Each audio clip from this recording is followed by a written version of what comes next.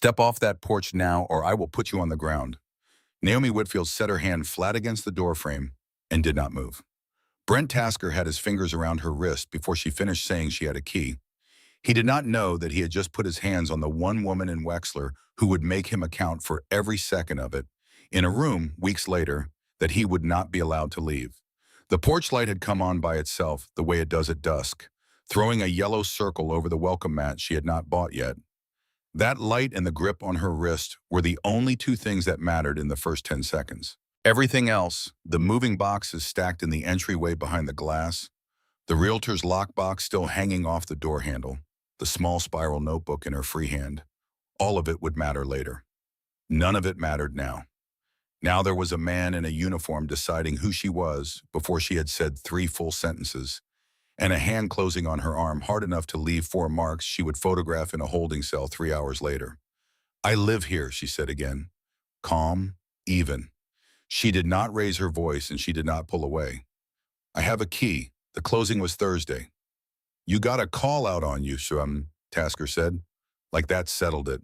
Suspicious individual, trying doors on Pearl Court. That's this address." The call said, "a man."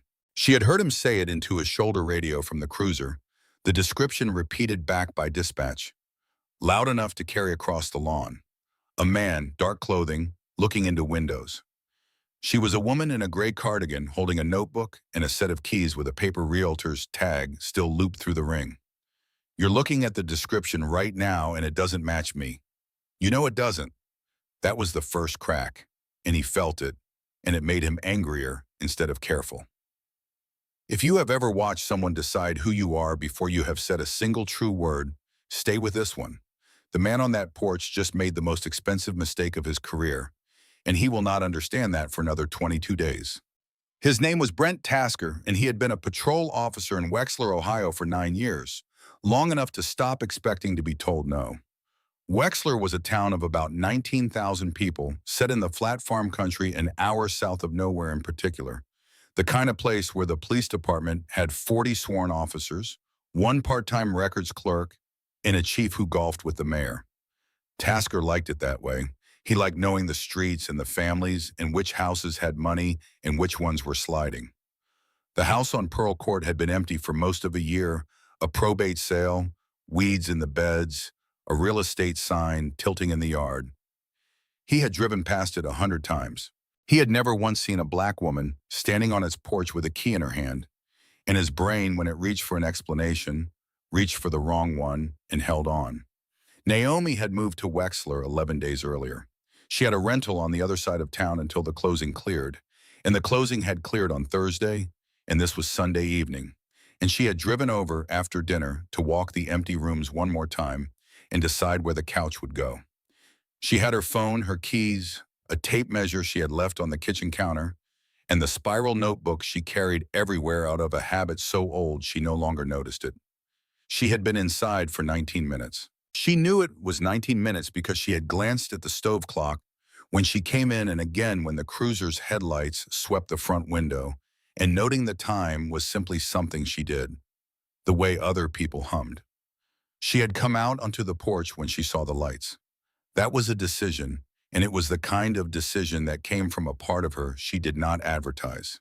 You meet the contact in the open. You keep your hands visible. You do not let a confused man with a weapon find you in a dark house alone. She had stepped into the porch light with the notebook in one hand and the keys held up in the other, the realtor's paper tag dangling so it could be seen. And she had said, clearly and early, "Officer, I live here. The lockbox is right there on the door." He had not looked at the lockbox. He had looked at her, and then he had told her to step off her own porch or go to the ground, and then he had grabbed her. "Let go of my arm, please," she said now. "You'll let go when I say." His thumb dug into the soft place above her wrist bone. "Turn around." "I'm not resisting. I want you to notice that I'm not resisting." She said it for the small black rectangle clipped to the front of his vest, the body camera with its single steady indicator light, because she had clocked that light the moment he stepped out of the car, and she knew, the way she knew the time, that what was said out loud in front of a recording device had a way of outliving the people who said it. I'm asking you calmly to let go of my arm and tell me the basis for this contact, that's all. For 1 second, he almost did. She watched it happen on his face, the small hesitation, the part of him that had been trained somewhere along the way and knew that the word basis was a word that showed up in lawsuits. Then a second set of headlights turned onto Pearl Court, and the hesitation closed over, because now there was an audience, and men like Tasker did not back down in front of an audience. The second cruiser parked at an angle behind the first. The man who got out of it moved differently, slower, settling his belt, taking the scene in pieces the way a person does when they have learned that the first story they hear is rarely the whole one. This was Sergeant Russ Devlin, the shift supervisor, 51 years old, 26 years on the job, a man who prided himself on procedure the way some men prided themselves on a clean truck. Devlin did not break rules. Devlin found the rule that already let him do the thing he wanted to do. There is a difference, and the difference is what makes a man like Devlin more dangerous than a man like Tasker. And Naomi understood that within 90 seconds of him stepping onto the grass. "What do we got?" Devlin said. Not a question, a request for the official version. "Trespass," Tasker said. "Suspicious person call, female refused to identify, refused lawful commands to step off the property, became combative." None of those four things were true, and Naomi did not bother to say so because she had learned a long time ago that the place to correct a false report was not on a dark lawn with 2 officers and no witnesses, but later, on paper, with the recording in front of people whose job it was to care. So she said something else instead. She said, "Sergeant, my name is Naomi Whitfield. I bought this house on Thursday. The lockbox on that door belongs to the listing agent, and the agent texted me the code this morning so I could do a final walkthrough. The text is on my phone. I'm happy to show it to you. The closing documents are on my phone as well." Devlin looked at the lockbox. He looked at the sign in the yard, which still said "For Sale" in faded letters, because no one had come to take it down yet. He looked at her notebook and her cardigan and the keys with the paper tag, and for a moment the whole thing teetered, and a reasonable man would have asked to see the text. "Properties listed as vacant in the system," Devlin said. "Sale wouldn't update that fast." "County records update within a few business days," Naomi said. "Thursday to Sunday is 2 business days. You can call the agent. Her number's in the same text." "I'm not calling anybody at 8 o'clock on a Sunday." Devlin's voice had found its register, the flat, patient tone of a man who has decided. "Here's what's going to happen. You're going to turn around and put your hands behind your back, and we're going to sort the paperwork out at the station where it's safe. You give us any trouble, that's a separate charge. You understand?" "I understand what you're saying.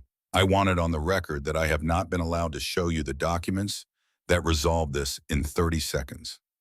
She turned her head a few degrees toward Tasker's camera. "It is 8:04 in the evening. I have offered 3 times to show identification and proof of ownership. I have not raised my voice. I have not pulled away. I am being arrested without anyone looking at the evidence I'm holding in my hand. There is a thing that happens to small men in uniforms when a person stays calm. It reads to them as contempt." Tasker yanked her arm behind her back, hard, far past the angle the joint wanted to go, and the pain that shot up through her shoulder was bright and immediate, and she made a sound, one short involuntary sound, because she was a person and not a statue. He spun her toward the porch rail, and the notebook flew out of her hand and skidded across the boards and dropped into the dead flower bed below, and the keys hit the welcome mat she had not bought yet. "Stop resisting," Tasker said loudly for the camera, though she had done nothing but be turned. The handcuffs came around her wrists and ratcheted closed. 1 click, 2, 3, 4, 5. Far tighter than they needed to be, the steel biting in below the bone until her hands began to go cold and stupid. She did not protest the tightness. She filed it. Cuffs applied at approximately 8:05, excessive tension, both wrists, no check for fit. She kept the inventory the way she kept the time, automatically, a habit worn so smooth she could do it through pain. "You're going to want to loosen these before we drive," she said. "Not for my comfort, for your report. Cuffs applied this tight for a transport. This short is the kind of detail that gets read out loud later." "Read out loud by who?" Tasker said, and laughed, and pulled her off the porch by the chain between her wrists so that she had to come down the 2 steps half blind, off balance, her shoulder screaming, her cheek inches from the rail. The answer to his question was the only part of the night he would have wanted to hear, and she did not give it to him. She filed that too. A neighbor had come out to the next porch over, a woman in a quilted vest with a phone held up in both hands, and for half a second Naomi thought, a witness. Good. Then the woman called out, "That's not anybody who lives here, officers. I've never seen her. I'm the one who called." And the small grain of hope went out, because the woman with the phone was not recording to help her. She was recording herself being right. Her name was Margot Selby. She was 63. She had lived on Pearl Court for 31 years. She ran the neighborhood watch and the spring plant sale and the social media group where the residents of 3 streets posted photographs of strangers' cars. And she had built, over those 31 years, a kind of unofficial authority that no one had given her and no one knew how to take away. She had seen a car she did not recognize, in a person she did not recognize. At a house that had been empty so long, she had begun to think of its emptiness as a personal possession, and she had not knocked on the door, and she had not asked a single question. She had called 911 and described, in her own later words, a man, because in her memory the figure on the porch had been larger and darker and more frightening than the woman now standing on her lawn in handcuffs, and memory bends toward fear when fear is what you went looking for. "You called and said, a man," Naomi said, turning toward her, not unkindly, almost curious. "Why did you say a man?" Margot Selby's chin came up. "I said suspicious. I know what I saw." And she lifted the phone a little higher, framing the handcuffs. And Naomi understood that this woman would tell the story of tonight at the plant sale for years, and that in the story she would be the one who kept the streets safe, and there would be no version of it in which she had done anything wrong at all. That was its own kind of power, the power that never has to answer for itself. And Naomi had spent a career watching it shelter the people who held it.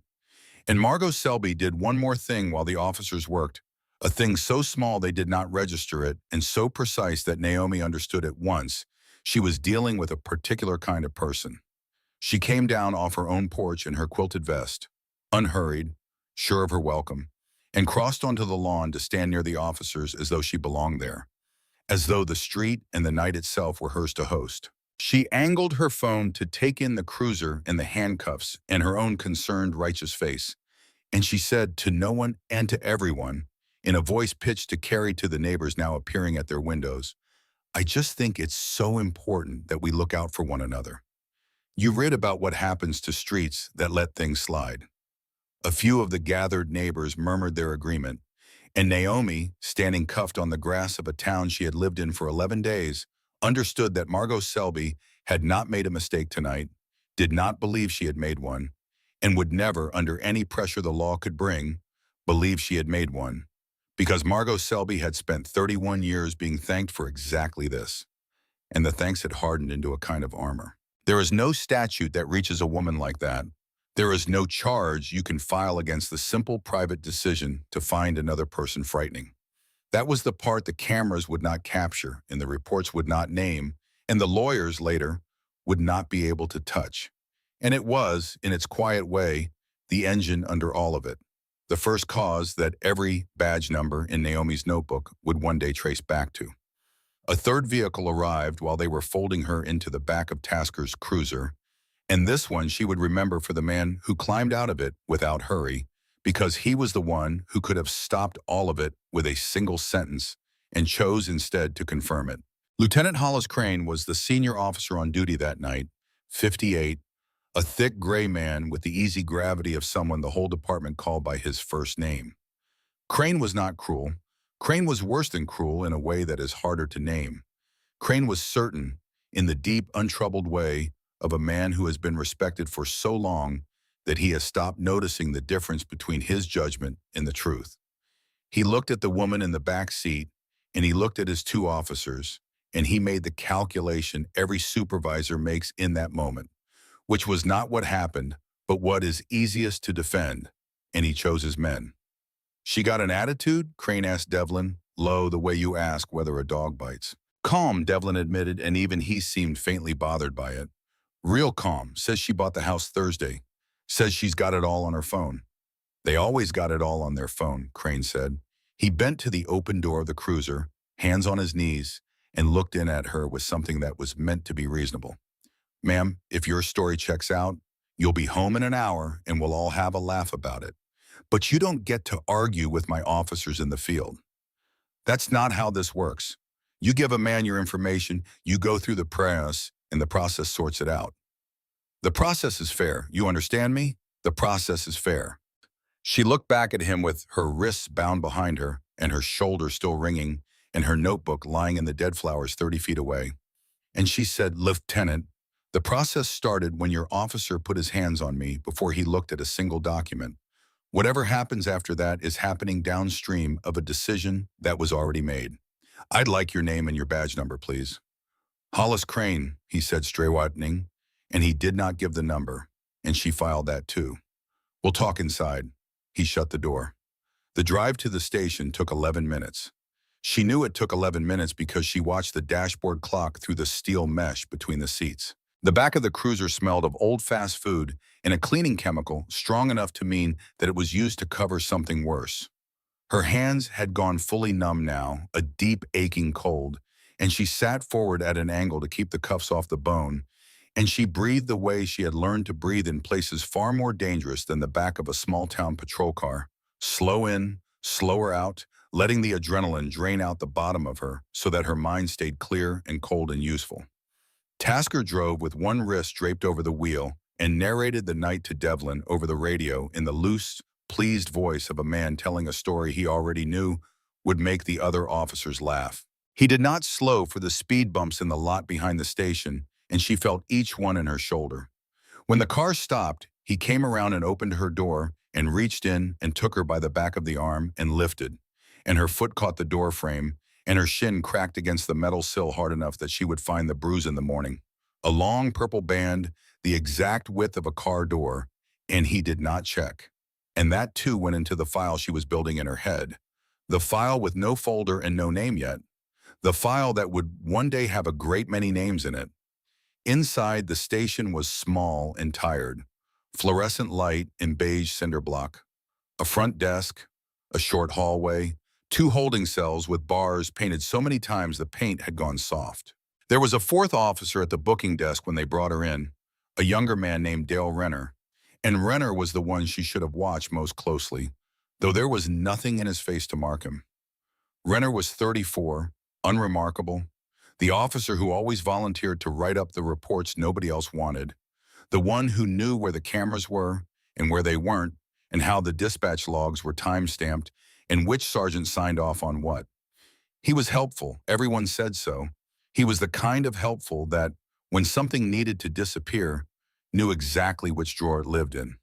They took her phone first. Tasker pulled it from her cardigan pocket without asking and dropped it into a plastic bin, and the phone landed face up, screen still lit, and for one bright second the text from the listing agent was visible to anyone in the room who cared to look.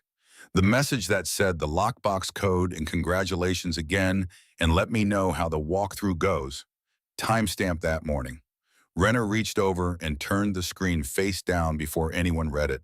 A small motion, casual, the kind of motion that means nothing unless you happen to have spent your life watching for exactly that kind of motion. Naomi watched it. She did not say anything. There is a time to point at a thing and a time to simply remember that you saw it, and she had learned the difference at a cost. Cuffs are too tight, she said instead to the room, to whoever was nearest the recording. I've asked once already. My hands have been numb for 15 minutes. I'd like them checked or loosened. That's a request I'm making on the record at 8:31 in the evening. You'll live, Tasker said. But Renner, oddly, was the one who came around and put 2 fingers between the steel in her wrist and frowned and loosened them a notch. Not out of kindness, but out of the same instinct that had turned the phone face down. The instinct of a man who keeps the paperwork clean, because clean paperwork is what protects everyone, including the people who should not be protected. There, he said. Better? Thank you, she said, and meant only the words, not the man. They walked her to the booking desk and a slow ritual began. The ritual she knew better than any of them, though none of them knew that yet. Name. She gave it date of birth. She gave it address. She gave the rental on the other side of town, then added evenly, is of Thursday, the legal address is the one on Pearl Court your officer arrested me for standing in front of. Renner typed it all in without comment, the keys clicking, the old computer thinking between each field. Stay with me here. What happens in the next 20 minutes into that little station is the exact stretch they will spend the following year trying to bury. And the reason they cannot is sitting at the booking desk in handcuffs, memorizing everything. And she did not argue, and she did not plead, and she did not, at any point, do the thing they were all faintly braced for, which was to lose control. This unsettled them more than shouting would have. A person who shouts gives you something to push against. A person who simply observes, who answers the questions and notes the time and asks politely for a report number, gives you nothing. And the nothing starts to feel like a trap, and men who feel trapped get loud to cover it. Devlin got loud first. You think this is a game, he said, leaning over the counter. You think because you stay quiet and watch everybody, you're going to walk out of here and make some kind of complaint. Let me tell you how it goes. You resisted. 2 officers say so. There's a body camera that's going to show you turning away from Officer Tasker, which is resisting legally. That's the definition. You can look it up. You want to fight it? You can hire a lawyer and spend $10,000 and a year of your life. And at the end of it, it's your word against 3 trained officers and a 911 call. That's the math. I've watched it play out 40 times. The math always wins. He thought he was describing a trap. He was, in fact, describing the system she had spent 20 years inside of, from a side he could not imagine. And every word he said was a word she had heard from the other end, said by men explaining why a complaint would go nowhere. And she knew the exact places where his math was wrong because she had spent her career finding them. She did not tell him that. She said, I'd like the report number when it's generated, and I'd like to know the charges I'm being held on. Those are the only 2 things I'm asking for right now. Devlin straightened. The calm was working on him like a slow acid. Trespass, he said. Maybe resisting. We'll see what the sergeant writes. You're the sergeant, she said. We'll see what gets written, he said, and walked off down the hall. It was Tasker who put her in the cell, and he did it the way he did everything, with 1 extra ounce of force that he could always later call standard procedure. He turned her by the chain, walked her to the open barred door, and at the threshold, he put his hand flat between her shoulder blades and shoved hard, so that she went into the cell at a stumble, and her shoulder hit the cinder block wall, and the pain bloomed white again in the joint he had already wrenched on the porch. She caught herself on the wall with her bound hands turned and absorbed the rest of it by stepping with the shove instead of against it. An old trained economy of motion that took the worst out of the fall, and that small competence, the way she did not crumple, the way she rode the violence instead of being broken by it, was the first thing all night that made Tasker genuinely uneasy, because it did not look like the movement of a frightened civilian. It looked like training. He did not know what to do with that, so he covered it the way they all covered things, with words. Resisting, he said to the empty hallway for the camera in the ceiling. Suspect pushed off the wall toward me. She had not pushed off the wall toward him. She had caught herself on it. But she said buzzing because the cell had a camera too. A little dome in the corner with its own small light. And she had already decided that the silence of this room would say more, eventually, than anything she could shout into it. She turned and sat on the steel bench and held her cuffed hands away from the small of her back and breathed and waited and began, in the careful ledger of her mind, to write the night down from the beginning. Tasker did not leave her alone for long. He came back down the hallway with a paper cup of coffee and stopped on the camera's blind side, the dead patch near the door she had already mapped, and stood there drinking and watching her through the bars with the lazy enjoyment of a man who believes the night is already over and settled in his favor. Paralegal, he said, trying the word on. That what you are? Devlin says you're building a file. He took a slow swallow. Build whatever you want. It's our cameras, our reports, our town. You're a name on a booking sheet. That's all you are. She did not answer, which he took for fear and which was in fact arithmetic. She had noticed where he was standing. She had noticed that he had drifted, without thinking, to the one stretch of corridor the dome in the ceiling could not see, the way a man drifts to such a spot only when some old animal part of him already knows he is doing a thing he would not want recorded. She filed it. Officer, aware of the camera blind spot, returns to it unprompted. It was a small thing. Small things, stacked, are what a whole case is made of, and she had built cases out of smaller. A younger officer came down the hall behind him then, carrying a clipboard and a stack of forms, and stopped short when he saw the two of them. The older man with his coffee on the blind side of the bars and the calm woman on the bench with bruises already darkening across both wrists. He was new. She could read it in the careful way he still wore the uniform. Everything squared. The body camera angled exactly the way the academy taught it instead of the way the veterans let theirs drift. He had been sworn in a matter of weeks by the look of him, and he had not yet learned the thing the others had all learned, which was how to stop seeing. He saw. He saw the wrists, and he saw where Tasker was standing, and he saw the woman notice him seeing, and his face did the thing a decent person's face does when it is asked to take part in something it has not yet agreed to. "You need something, Proby?" Tasker said, not turning around. "Sergeant wants the transport log," the young officer said. His voice held steady, but his eyes went back to the wrists. "And he wants to know if her cuffs got checked." "They got checked." Tasker came off the wall and the lazy enjoyment went flat. "Tell him they got checked." He gave Naomi one more look, the kind meant to put a person back in their place, and it told her only how much her stillness was unsettling him. And then he walked off down the corridor and took his coffee and his certainty with him. The young officer stayed half a second longer than he had to. He did not speak to her because he did not yet know what he was allowed to do, and the not knowing played out on his face like a small private argument. But before he turned to go, he reached up, almost without deciding to, and squared his body camera 1 degree truer so that the lens now took in the corridor and the cell and the dead patch by the door all at once. Then he left. His camera kept running. What it recorded over the next several hours would come to matter more than anything written in any report in that building, because the young man had not yet been taught how to make 10 minutes of footage go missing, and by the time anyone thought to teach him, his camera had already seen too much. Naomi watched him go and understood two things at once, the way she understood the layout of any room she could not leave. The first was that not everyone in this building had agreed to the story yet.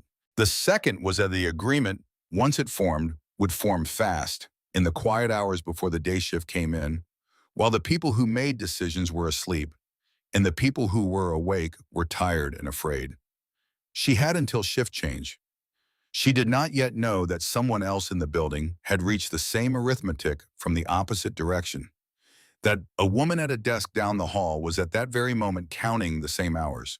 She knew only her own side of it, which was to stay exactly as she was, to keep the ledger, to give them nothing to push against and everything to regret, and to wait for Monday, when the building would belong to her. The cuffs came off 40 minutes later, when a county form required it, and she flexed her fingers slowly to bring the blood back and looked at the 4 bruises rising on her wrists, 2 on each side, and the long red welts the steel had left. And she held her wrists up to the dome camera in the corner for a count of 5 deliberately, so that the timestamp and the marks would live on the same frame. Then she lowered her hands and went back to waiting. A great deal of waiting is what an arrest actually is, and the waiting is part of the punishment, designed to be She knew that. She had read the studies and she had read the policies, and once, a long time ago, she had stood on the other side of a cell, exactly like this one, and understood, without ever quite saying it to herself, that the slowness was the point, that an innocent person made to sit long enough begins to feel guilty of something, anything, just to make the sitting mean something. She did not let it work on her. She used the time. She cataloged the cell, the camera angle, the dead spot near the door where the dome could not see, the sounds from the hallway, the names she could hear, Tasker and Renner, and the radio chatter, and once, faintly, Crane's voice saying something about going home. She built a map of the building in her head and a timeline beside it, 2 columns, the way she had built such things her whole life. Around 9:15, a different officer came to the bars, a woman this time, older with a lanyard and a clipboard, and the slightly apologetic posture of someone whose job was the paperwork and not the arrest. She was not one of the names Naomi had collected. She slid a clipboard through the gap in the bars. "Property receipt," the woman said. "You sign for what we took, you get it back when you are released. Phone, keys, notebook." A pause. "We got your notebook. One of them went back for it. It was in the flower bed." It was Renner who had gone back for the notebook, though the woman did not say so, and the fact that Renner had retrieved it was not a kindness either, Naomi understood. He had retrieved it because a notebook left in a flower bed at the scene was a loose end, and Renner did not like loose ends. And somewhere in the back of his careful mind, he had already begun to wonder what a woman this calm had been writing down. He had read it, of course. There had been nothing in it but measurements. Living room 14 by 16, kitchen window 38 inches. The kind of notes a person makes when they are deciding where the couch goes, and the ordinariness of it had reassured him, which was the only mistake he made all night, because the notebook he read was not the one that mattered. The one that mattered was the one she was keeping in her head, and that one he could not turn face down or retrieve from a flower bed or read by the light of a booking desk lamp. She signed the property receipt.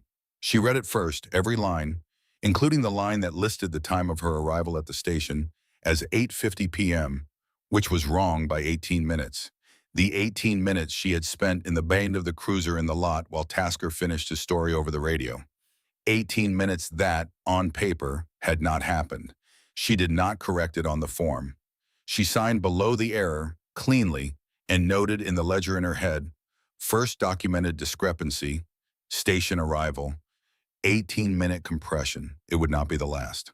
"How long until I see someone who can look at my phone?" she asked the woman with the clipboard. Not as a complaint, just a question, the way you ask a nurse how long until the doctor. "Lieutenant's the one decides," the woman said, not unkindly. "He's still here. I'll tell him you asked." She gathered the clipboard, hesitated, lowered her voice the way people do when they are about to do a small, dangerous, decent thing. "You really buy the place on Pearl?" "Thursday," Naomi said. The woman looked at her a moment longer, taking in the cardigan and the calm and the bruises on the wrists, and something passed behind her eyes that was not quite belief, but was at least the absence of contempt. And then she went back down the hall, and the small, dangerous, decent thing she did was this. She went and found the phone in the property bin, and she did not turn it over. And she looked at the screen, which was dark now, and she did not unlock it, because that would have been a crime. But she wrote on her own intake sheet in the narrative box, "Subject states proof of recent property purchase available on C's phone. Agent contact present. Recommend verification prior to charging." 6 officers would later say they never saw that note. It was on the sheet. Naomi would make sure, in time, that everyone saw the sheet. The hour got later. The station got quieter. Somewhere past 10, Crane came down the hall, and the careful nothing of the night cracked open into the part Naomi had been waiting for. He came to the bars with a folder under his arm and the heavy patience of a man doing a favor. "All right, Ms. Whitfield," he said. "I'm going to do something I don't have to do. I'm going to look at your phone. You're going to walk me through it, and if it's what you say it is, I'll have you out of here tonight, and we'll chalk this up to a misunderstanding." "That's me being reasonable. You hear me being reasonable?" "I hear you," she said. He had Renner bring the phone. He had her unlock it through the bars, watching, and she did. And she showed him the agent's text with the lockbox code and the timestamp from that morning, and the closing documents in her email. The deed of sale, her name on the signature line, the date, Thursday, the title company's letterhead. All of it, every document that should have ended the night before it began. Crane read it. She watched him read it. She watched the exact moment he understood that she was telling the truth. The small downward flicker at the corners of his mouth, the breath he let out through his nose. He understood completely that they had arrested a woman for trespassing at a house she owned, that the 911 call had described a man, that his officer had put hands on her before looking at a thing, that the report being written in the next room said combative and resisting about a woman who had not raised her voice. He understood all of it. And then he made the choice that would, in the end, cost him more than any of them. The choice that good men make in small towns every day and call loyalty. He closed the folder. This is going to take some verifying, he said. Title fraud's a real thing, Ms. Whitfield. Documents can be made. I'm not going to release somebody on a phone screen in the middle of the night. We'll hold you. We'll verify in the morning when the county office is open. And if it all checks out, you'll walk with an apology. That's the responsible way to do this. You know it's not fraud, she said. Quiet, not accusing, almost gentle. You just read my name on a recorded deed from a title company you could call right now. You know there's nothing to verify that you couldn't verify in the next 10 minutes. You're choosing to hold me overnight so that the report your officer wrote has time to become the official version before anyone with authority looks at it. That's not the responsible way. That's the convenient way. And I want you to know that I know the difference, Lieutenant, and that I'm going to remember which one you chose. For a moment, Hollis Crane looked at her through the bars and something moved in his face. Some old instinct that had once made him a good cop before the certainty set in, and she thought for a heartbeat that he might open the folder back up. He didn't. He tucked it under his arm. Get some sleep, he said, and walked away, and the choice was made and it could not be unmade. And 22 days from now, he would sit in a room and have his own words from this exact night read back to him off a recording, and the responsible way and the convenient way would both be in evidence, and only one of them would be the version that survived. Remember that folder under his arm, and remember that he read every page.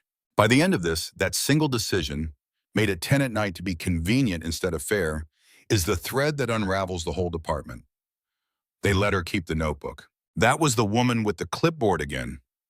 A quiet exception bent past the rules, and Naomi sat on the steel bench under the dome camera and opened it to a clean page and uncapped the pen they had let her keep with it, and she began, in small, even handwriting, to write the night down for real. Not the measurements this time, but the timeline. The 2 columns, the names and the badge numbers she had collected, and the times to the minute and the discrepancies. Station arrival compressed 18 minutes.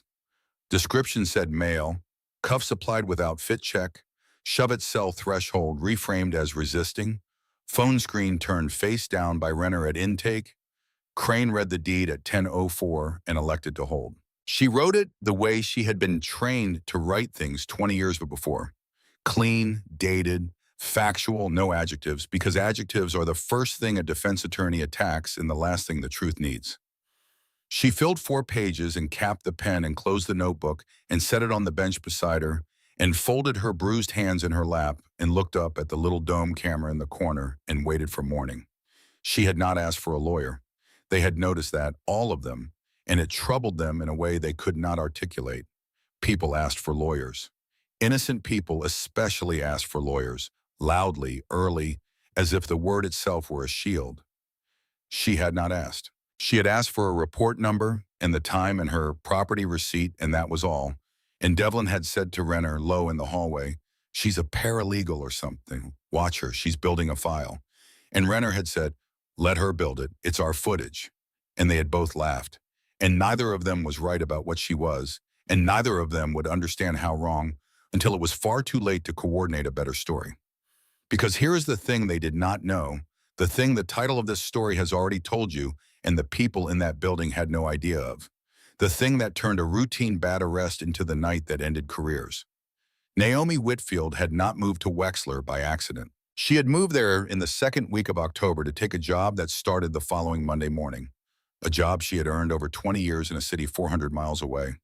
A job that had been announced in a single memo posted on the wall of the watch commander's office and emailed to the command staff and read by almost no one on the night shift, because night shift never reads the command staff email until the coffee's gone.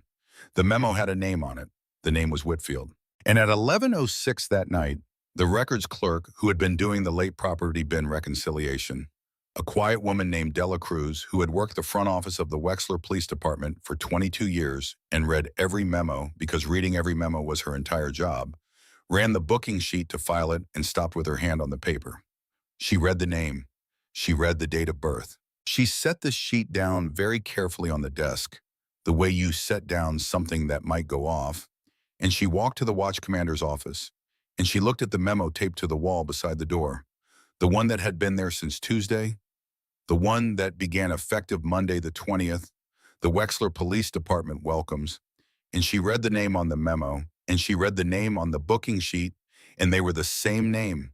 And Dela Cruz felt the floor of the building tilt very slightly under her feet. She did not say anything to the officers in the bullpen.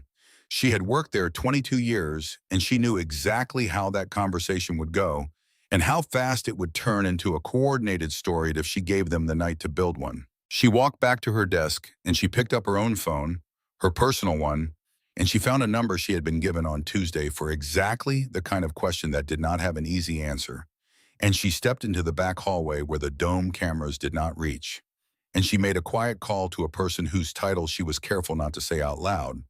And she said in a low, even voice that did not carry, "I think we have a serious problem, and I think it needs to be handled from outside this building, and I think it needs to be handled before shift change." In the cell, Naomi heard none of that. She heard the hum of the lights and the distant television in the break room and the soft tick of the old clock at the booking desk. At 11:30, they brought her the single phone call the county foreman titled her to, and the officer who brought it was Renner, who set the phone on the ledge outside the bars and stepped back exactly far enough to seem respectful and stay close enough to hear, because Renner always stayed close enough to hear. She picked up the receiver. They were all watching now, Tasker leaning in the hallway, Devlin at the desk, all of them braced for the lawyer, for the angry son, for the threat, for the thing that would tell them how scared to be. She dialed a number from memory. It rang once. "It's me," she said. "It happened tonight. Here, before I even started. No, I'm fine. I want you to do nothing. Don't make a single call tonight. Let it run exactly the way they're running it. Every minute of it, on their cameras, in their reports, in their own words. Don't warn anyone and don't fix anything. I'll handle it Monday." A pause while the other end said something. "Because Monday," Naomi said, "I want it to be theirs. All of it. Every word they chose to say tonight while they thought no one who mattered was listening. Let them finish writing it down." She hung up the phone and slid the receiver back through the bars and went and sat on the bench again and closed her eyes, and the four officers stood in the hallway in the bullpen with a feeling they could not name, spreading through them like cold water. The feeling of having said too much in a room that turned out to be listening, and not one of them knew yet why. And down the back hallway where the cameras did not reach, Dela Cruz was still on the phone saying the name a second time so the person on the other end would be sure they had heard it right. The man on the other end of Dela Cruz's call did not raise his voice, which was how she knew he had understood. She had expected questions. She got silence, the particular silence of a person doing arithmetic very fast, and then a single instruction delivered in a tone she had not heard him use in 22 years of working under him. "Don't tell anyone in the building I'm coming," Chief Patrick Hale said. "Not the desk, not the watch commander, nobody. Pull the booking sheet, pull the property receipt, pull every camera assignment on tonight's shift, and put them on my desk. Do not let anyone touch the servers. I'll be there in 40 minutes. He hung up. Della set the booking sheet down and sat very still and listened to the ordinary sounds of the station, the hum, the radio, Tasker's laugh from the break room, and she understood that she was hearing the last ordinary hour the Wexler Police Department would have for a long time. Patrick Hale arrived at 12 minutes past 4 in the morning. He came in through the front, not the back, which the night shift would later say was the first wrong note, because the chief never used the front at night. He was 55, lean, careful, a man who had spent 2 years recruiting from outside the county for a command staff position because he believed, privately and against the wishes of the union, that his department had grown comfortable in ways that comfortable departments do not survive. He had interviewed 11 candidates for the captain's job. He had hired the one whose references, when he called them, had each said a version of the same sentence, which was that she would tell him the truth even when the truth cost her something. He had signed her offer letter in September. He had taped the welcome memo to the watch commander's door himself. And now he walked past that memo, past his own handwriting, and went to the holding cells, and looked through the bars at the woman he had hired, sitting on a steel bench at 4 in the morning with bruises ringing both wrists, and the careful arithmetic he had been doing since Della's call gave him its answer, which was that everything he had feared about his own department was true, and worse than he had feared, and now provable. "Ms. Whitfield," he said, quietly, with a deference that the booking officer standing behind him did not understand and would spend the rest of the night trying to. "I am Patrick Hale. I owe you an apology that I am not going to be able to make adequate, and I am going to start by getting you out of this cell." She looked at him through the bars for a moment, and something in her shoulders eased a fraction. The first easing in 8 hours, because she knew the references he must have called, and she knew that a man who came in through the front at 4 in the morning and said the word apology before the word lawsuit was a man she could work with, even now, even like this. "Chief," she said, "before you open that door, I need you to do 3 things, and I need you to do them in this order, because the order is the only thing that matters now. If you have ever wanted to watch the exact moment the person they underestimated turns out to be the one who will be signing their evaluations, stay with me. It happens at 4 in the morning, and the people who should be most afraid are still asleep." He listened. She told him the 3 things through the bars, still seated, in the even, unhurried voice she had used all night. First, he was to preserve every byte of body camera and dispatch data from the shift. Before anyone with a reason to alter it woke up and thought to, and he was to assign that preservation to a single person whose name could be vouched for and logged. Second, he was not to release her quietly and bury the night, however much the institution in him wanted to, because a quiet release was a kind of cover-up wearing a kindly face, and she had not spent 20 years learning what cover-ups cost in order to begin her command inside one. And third, the entire matter, matter from the 911 call to the cell was to be referred out of the building to the county prosecutor and to the state's Bureau of Criminal Investigation, because she was the victim and she was about to be the second-ranking officer in the department, and there was no version of an internal investigation she could touch without poisoning it. "You understand what you're asking me to do," Hale said. "You're asking me to hand my own department to the state and the prosecutor. The union will say you orchestrated it. They'll say you set my officers up. They'll say it anyway," she said. "Let them say it to the BC. I was on my porch with my own house key.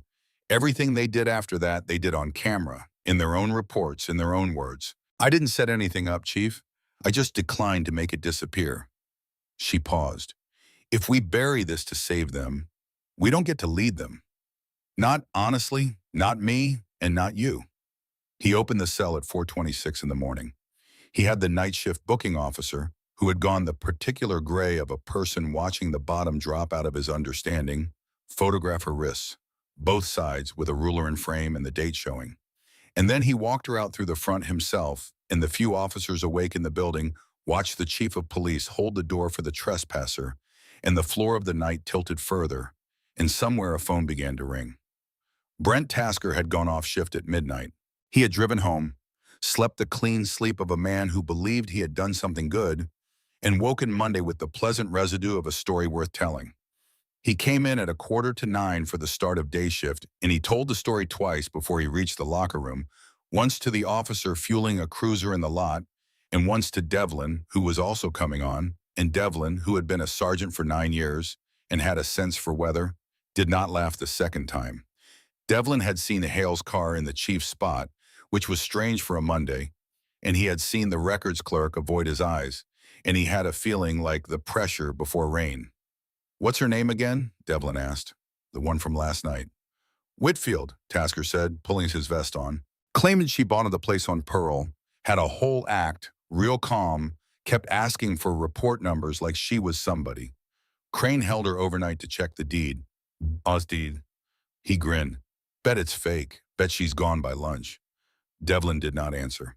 He was looking past Tasker's shoulder at the memo taped to the watch commander's door, the one that had been there since the Tuesday before, the one that began, effective Monday the 20th, "The Wexler Police Department welcomes," and his eyes went down the lines the way a man reads a thing he has walked past 100 times and never once read, and he reached the name and he read it again, and then he turned without a word and walked very fast toward the chief's office, and Brent Tasker stood in the locker room with his vest half fastened and called after him to ask what was wrong, and got no answer and felt for the first time in 9 years the specific cold that comes when the room you have always controlled stops being yours. She was already in the building. She had gone home at dawn,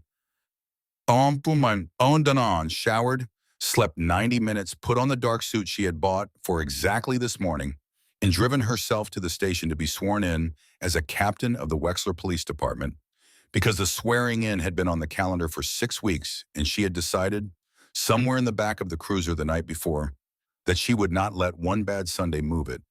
She was in the chief's office at 9 o'clock with the city's human resources director and a notary in Hale, and Hale was apologizing again, and the HR director was white and stammering about liability, and through the office window, the day shift was beginning to understand, in waves, who the woman in the dark suit was. Tasker understood last. He came down the hall still half grinning, still expecting to be the man who had a good story, and he saw through the open office door the woman from the porch, the trespasser, the name on a booking sheet, standing with her right hand raised while a notary read the oath of office, and he heard the words sworn and faithfully and the duties of the office of captain, and he watched her lower her hand and accept the badge case the chief held out to her, and he did not faint, because people rarely actually faint, but the blood left his face all at once, and his mouth opened, and nothing came out, and he had to put one hand against the wall, because the architecture of his entire night, the certainty, the report, the easy laugh, every word he had said to her through the bars while he stood in the camera's blind spot, had just been repointed at him from above, and there was no version of the next year in which he got it back. The understanding moved through the day, shift in waves all morning, never in an announcement, always sideways, the way the dangerous truths in a building like that always travel. The officer who had been fueling a cruiser when Tasker told him the story heard a second version from the desk and went quiet. Devlin did not come back from the chief's office. At the booking computer, Dale Renner heard the name said in a tone that had not been attached to it the night before, and he went very still. And then he went looking for the phone number of a lawyer, because Renner, of all of them, understood soonest exactly what 12 missing minutes would look like once someone with authority went hunting for them. By 10, the whole shift had reorganized itself around a fact none of them would yet say out loud, which was that the woman they had processed and shoved and laughed about had walked back into the building wearing the second highest rank in it, and that everything any of them had said the night before had been said into a room that turned out, after all, to be listening. She saw him in the doorway. She did not gloat. That was the thing the officers who watched would remember and could not quite explain, that the new captain looked at the man who had wrenched her arm and shoved her into a wall and called her a name on a booking sheet, and she did not smile and she did not raise her voice. She simply said to the chief, not to Tasker, in a voice meant to be heard, "I'd like Officer Tasker to be relieved of his duties for the day and sent home. Not as discipline. I have no authority to discipline him, and I am going to be very careful never to use any. He's a witness and a subject in a matter that is being referred to the county prosecutor and to BCI this morning, and he should be home with his union representative's number in his hand, and he should not say one more word about last night to anyone in this building." She looked at Tasker then, once levelly.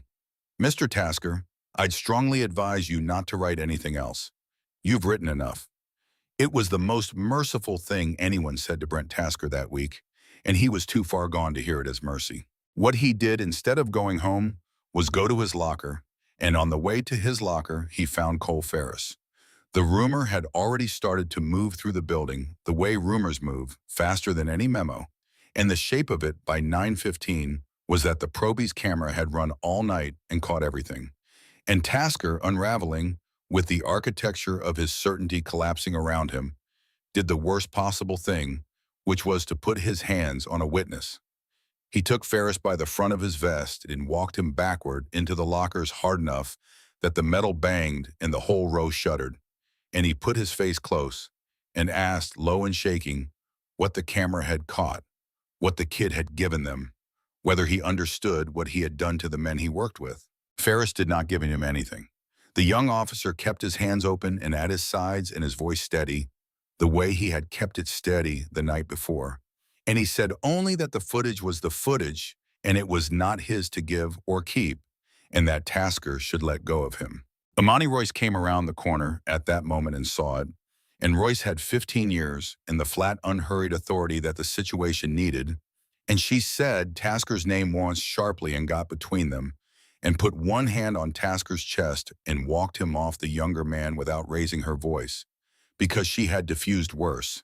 And Tasker let himself be walked off because some last functioning part of him understood that he had just done, in front of a professional standard sergeant, the single most foolish thing left available to him.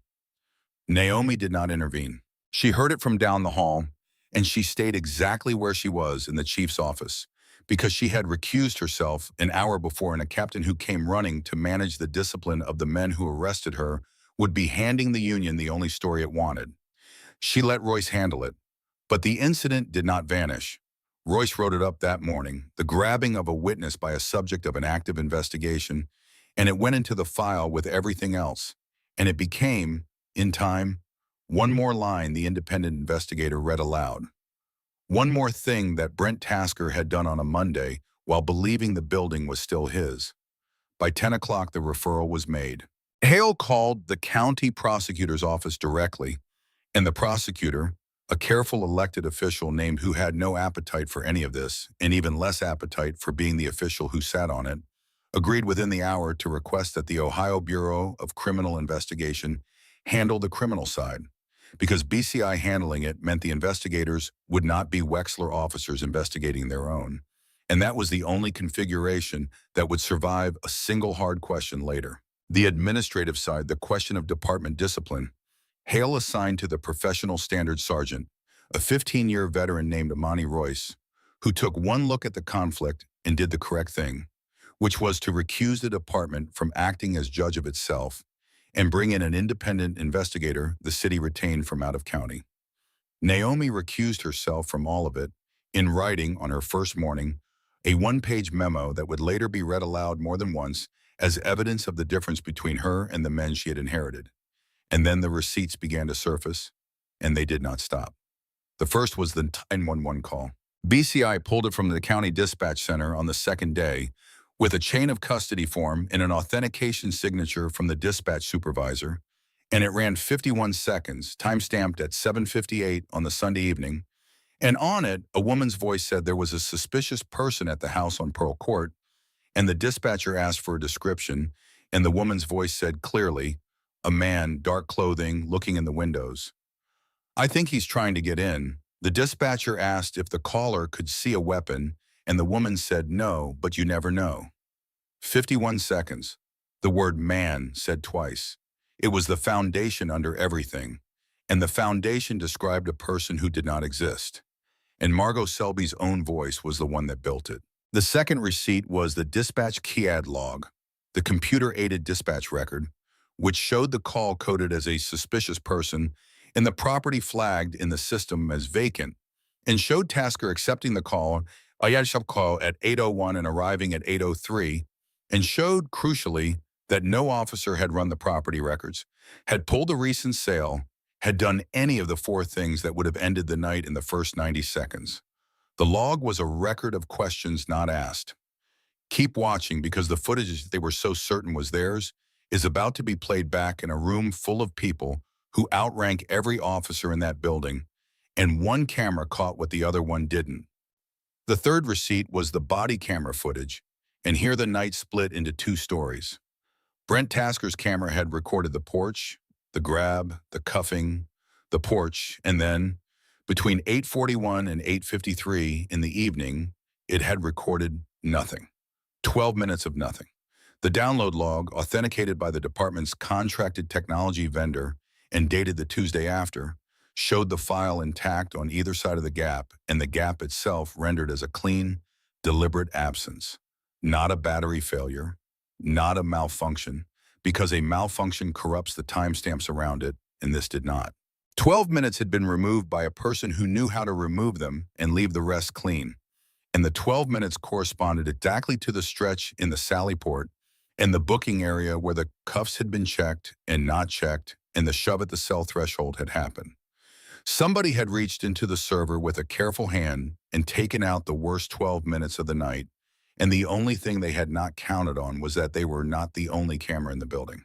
Because the fourth receipt was Cole Ferris's camera, and Cole Ferris had been 11 weeks on the job and had not yet learned how to make footage disappear, and his camera had run unbroken from the moment he came down that hall with his stack of forms, and it had caught Tasker standing in the dome's blind spot with his coffee, telling the calm woman on the bench that she was a name on a booking sheet, and it had caught the shove, and it had caught the bruised wrists held up to the cell's dome camera for a deliberate count of 5, and it had caught, at the edge of the frame, a thing Ferris himself had not noticed at the time, which was Renner at the booking computer at 8:46 in the evening, in the exact window that had later been cut out of Tasker's footage, doing something to a workstation that the BCI's forensic technician would describe, weeks later in language careful enough to survive cross-examination, as consistent with accessing the digital evidence management system. The camera that was supposed to belong to the department had become the thing the department most needed not to exist, and a probationary officer's ordinary, unedited 11 weeks of habit had preserved the whole night. Naomi never asked Ferris to do any of it. That mattered, legally and otherwise, and the independent investigator made a point of establishing it. The new captain had not directed, suggested, or known about the young officer's footage until BCI pulled it like any other camera on the shift. Ferris had simply not yet been taught the lesson the building taught, and by the time anyone might have taught it to him, his camera had already told the truth, and a probationary officer who tells the truth on his own camera is a very difficult person to punish for it, though there were men in that building who wanted to try. The investigation took months, not days, because real ones do. The arrest had taken 9 minutes. Unwinding it took most of a year.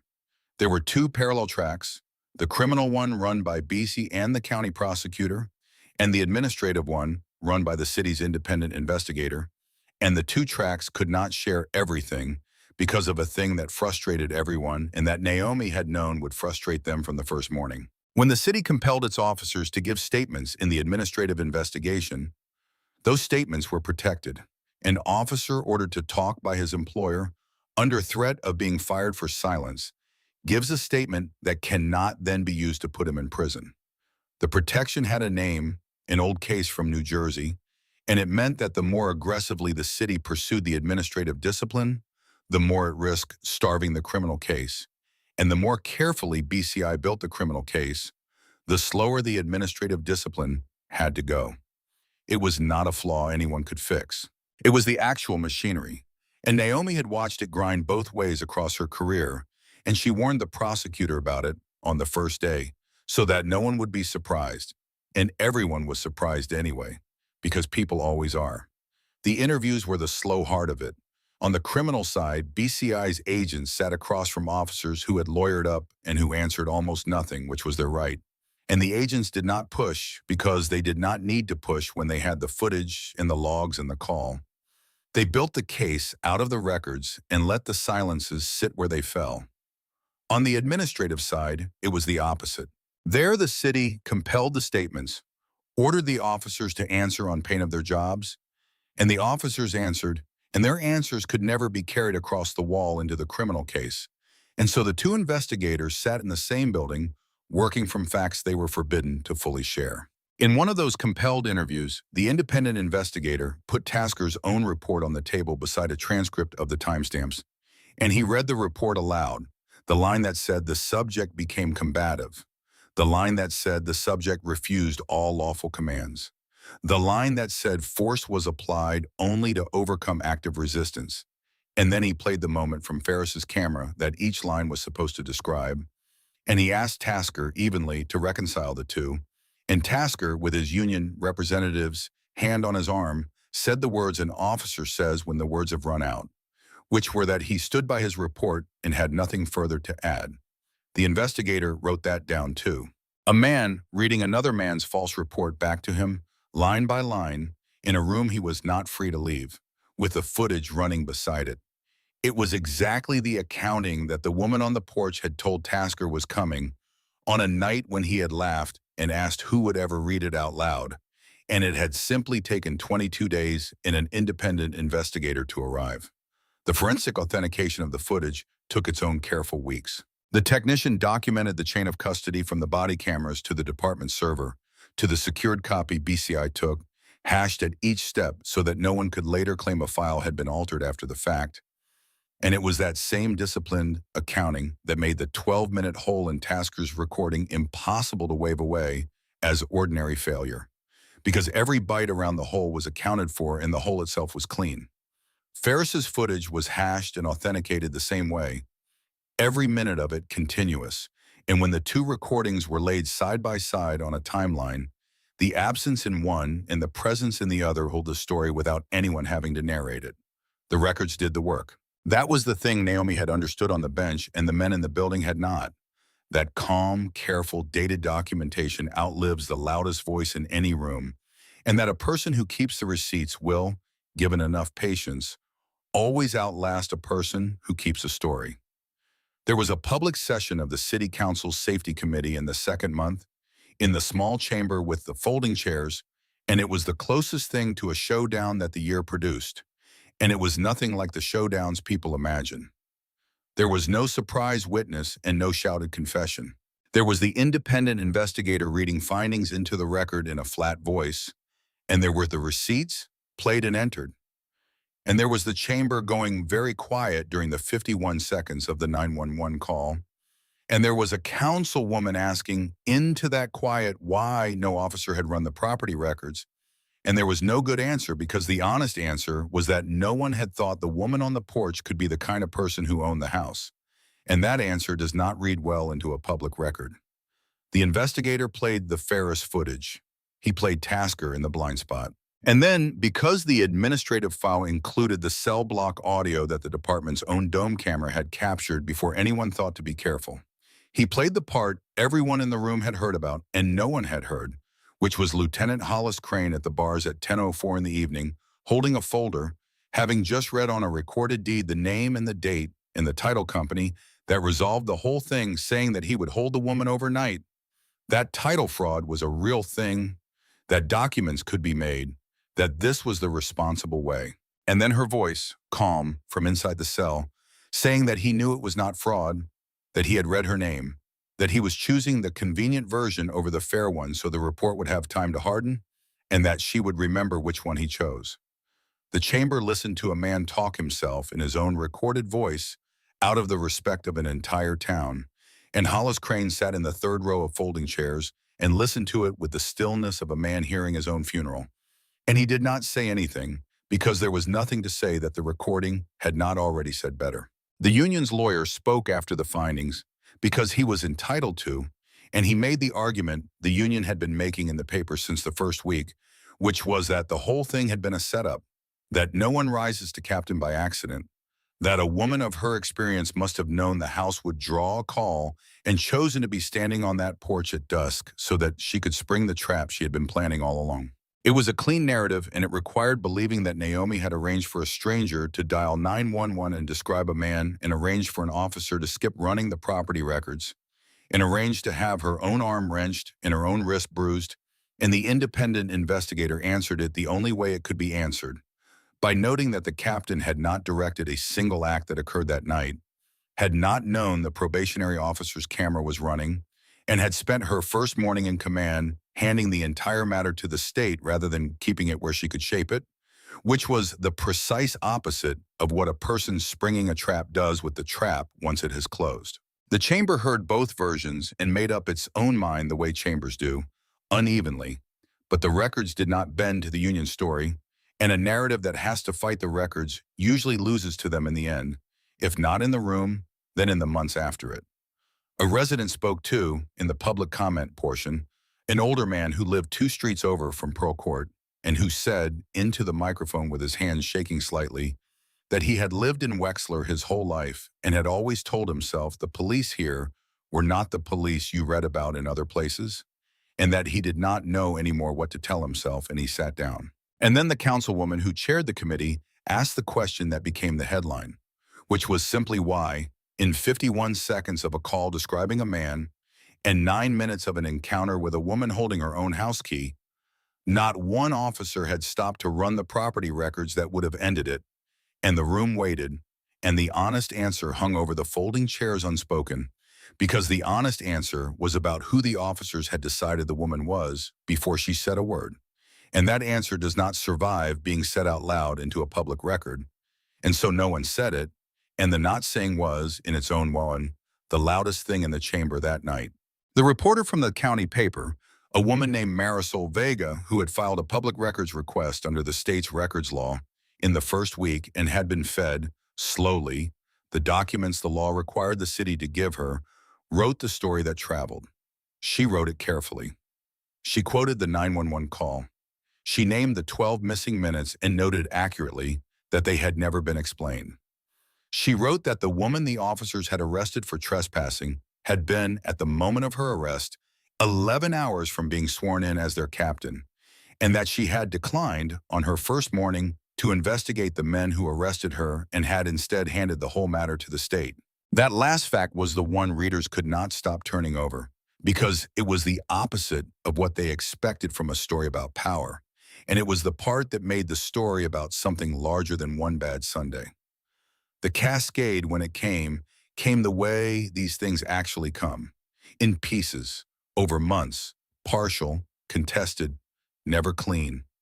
Brent Tasker was placed on paid administrative leave on the first morning and stayed there for 7 months, which enraged the public and was nonetheless exactly how it works, because you cannot fire a sworn officer the way you fire a clerk, and the procedures that protect the good ones protect the bad ones too. At the end of the 7 months, after the administrative findings sustained the false statements in his report and the use of force the footage did not justify, the city moved to terminate him, and his union grieved it. And rather than fight a termination, he was going to lose and lose publicly. Tasker resigned, which let him keep the pension he had earned across 9 years, and the public called it a slap on the wrist. And they were partly right.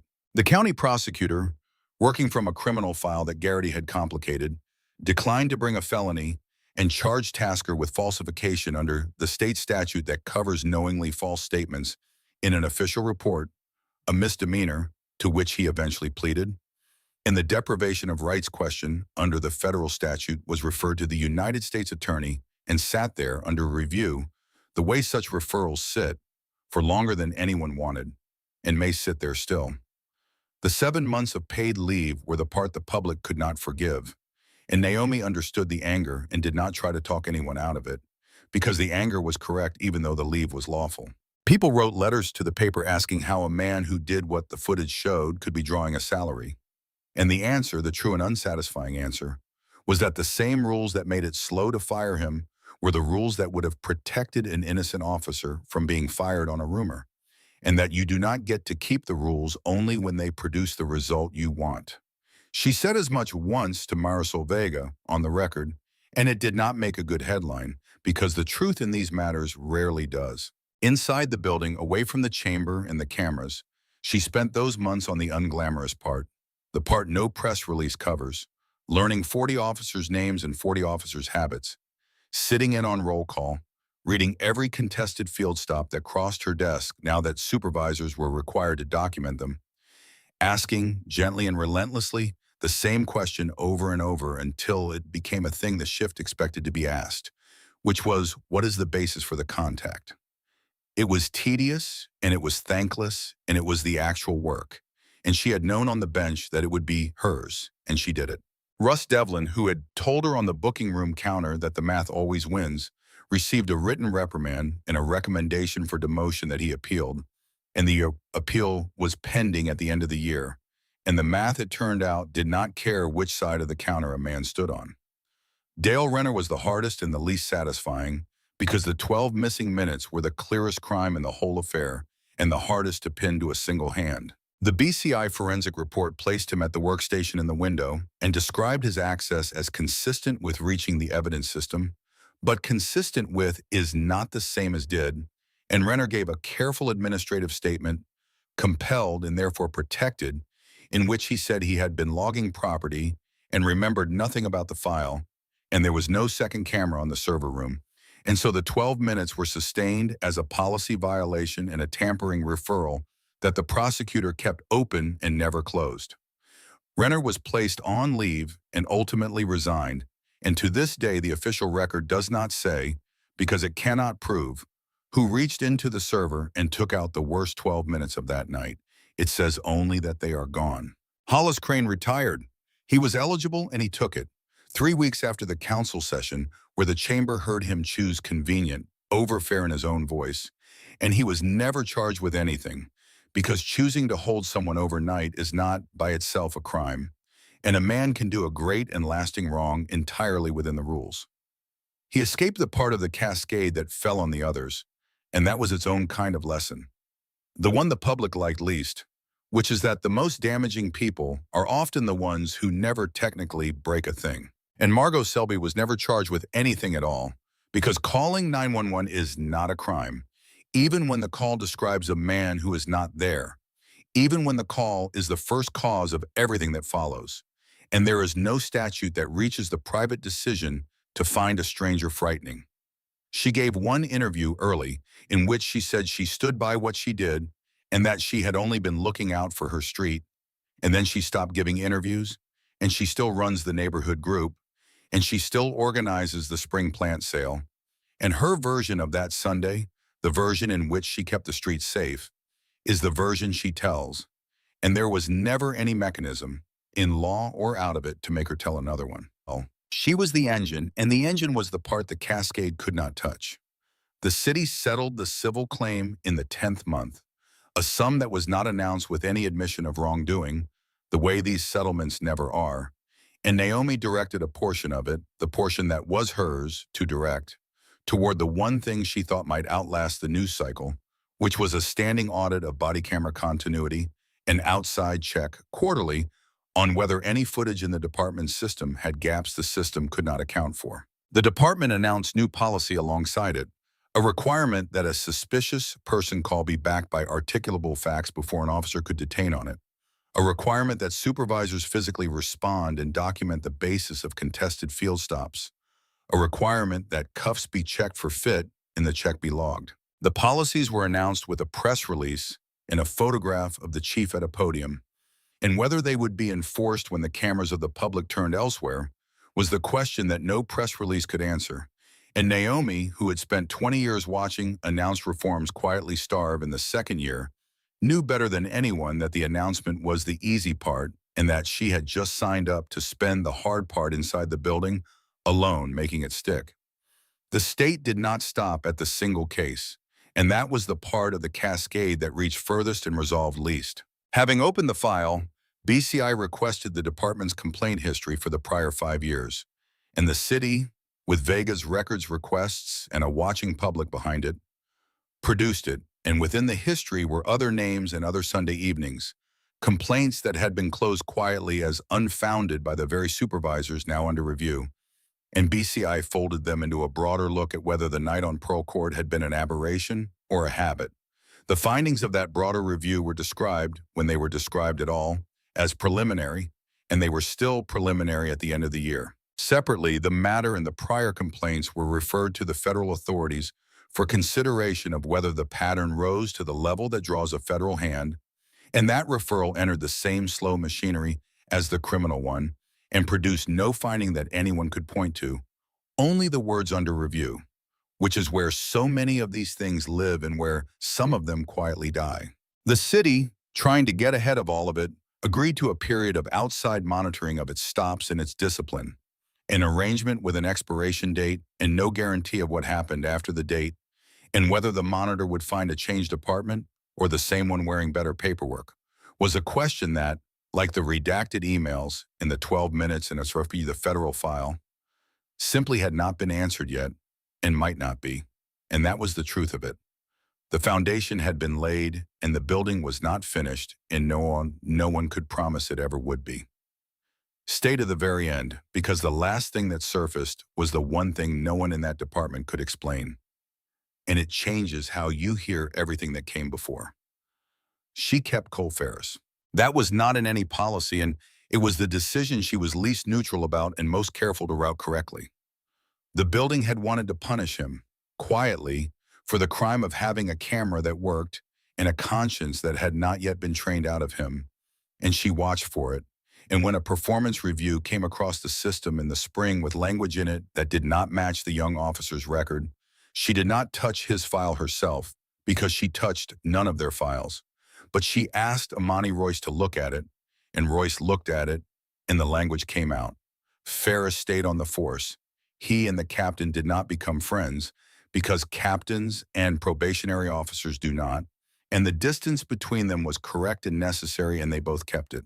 But he understood, and she understood, and once, months in, passing in the hallway, he said only, "Ma'am," with a steadiness that had not been there on the night he squared his camera 1 degree truer, and she said, "Officer Ferris," and that was the whole of it, and it was enough. There were threads she never tied off because real ones never all get tied. The 12 minutes were never explained. The federal referral never resolved. And in the discovery, the city produced under the records law, late, in a supplemental batch that arrived after the council session, when everyone had stopped watching closely, there was a string of emails between the union's representative and a member of the city council, dated the week of the arrest, 3 of them. And in all 3, the substance of the messages was redacted, blacked out under an exemption the city cited, and Marisol Vega contested, and a judge had not yet ruled on at the end of the year.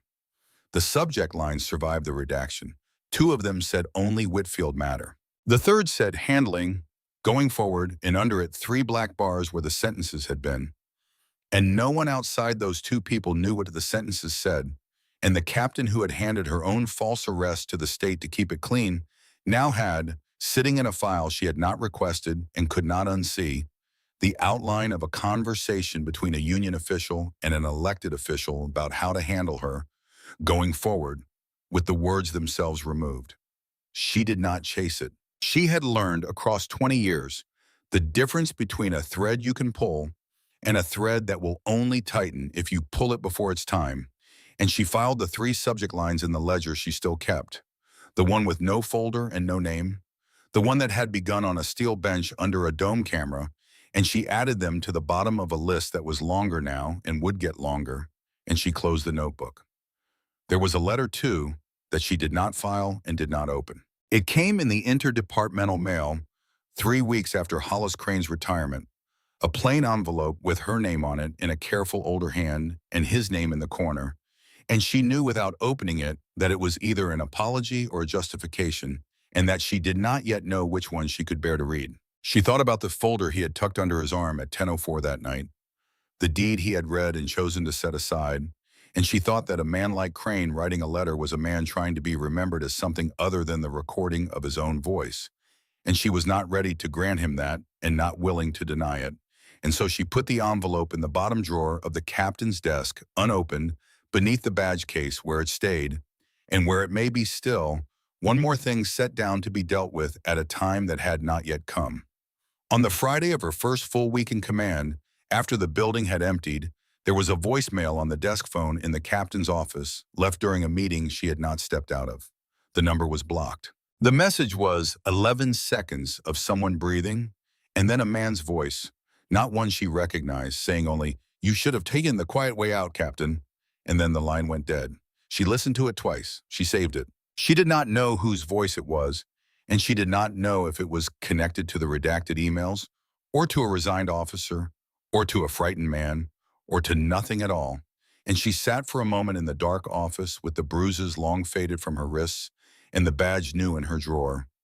And then she forwarded the voicemail with a short note to the one investigator outside the building she trusted to log it correctly, because that was the difference, in the end, the only one that had ever mattered. Between the people who had arrested her and the person she intended to be, she did not make the dangerous thing disappear. She wrote it down, and she sent it to someone whose job it was to keep it, and she turned off the light, and she went home to the house on Pearl Court, where the realtor's sign was finally gone from the yard, and the porch light came on by itself, the way it does at dusk. And she stood in its yellow circle for a moment before she went inside, a woman in front of her own door with her own key, in a town that now knew exactly who she was and would spend years finding out whether that had changed anything at all.